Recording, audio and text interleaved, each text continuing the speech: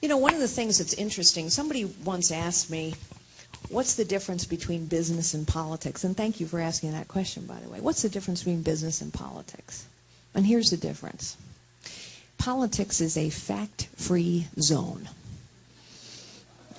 People just say things. People just say things. The thing is, business is not a fact-free zone. In fact, business is a fact-filled zone.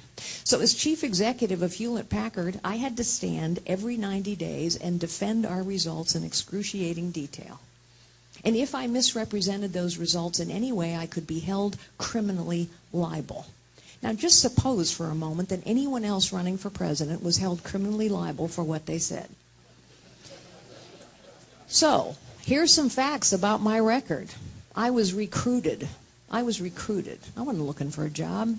I was recruited by the board of Hewlett-Packard because that company was falling behind. They had no strategy. They had a culture that had become stultified, a vast, hulking bureaucracy. They were falling behind in every product and every market. And in technology, if you are lagging, you are losing. And so they needed transformation.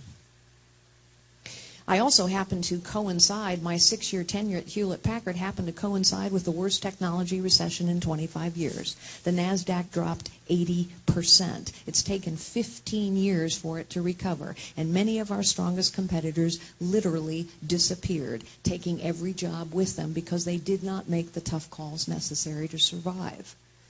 And yet, despite those tough times, we took a company that was lagging behind and turned it into a leader in every product and every market category. We not only doubled the size of the company, we quadrupled its top-line growth rate, which is hard to do in a recession. We quadrupled its cash flow. We tripled its rate of innovation to almost 15 patents a day. We saved 80,000 jobs. We went on to grow to 150,000 jobs. Ladies and gentlemen, I will run on that track record all day long. And by the way,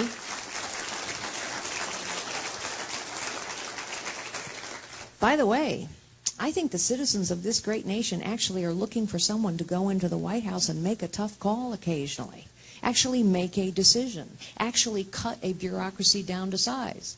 At the end of my 6-year tenure, I got fired in a boardroom brawl that lasted for 2 weeks. And you know why? Because when you lead, when you challenge the status quo, you make enemies. It is why people don't lead. It's hard. I made some enemies. And I got fired over a matter of principle that I didn't think board members should take their disputes with me into the press. But interestingly, a couple weeks ago, the man who led my ouster, a gentleman named Tom Perkins, took out an op-ed in the New York Times, paid for a full-page ad, I didn't know he was going to do it, and said, I was wrong, she was right, she was a great CEO, the board was dysfunctional, she's going to make a magnificent president of the United States, and I'll back her all the way.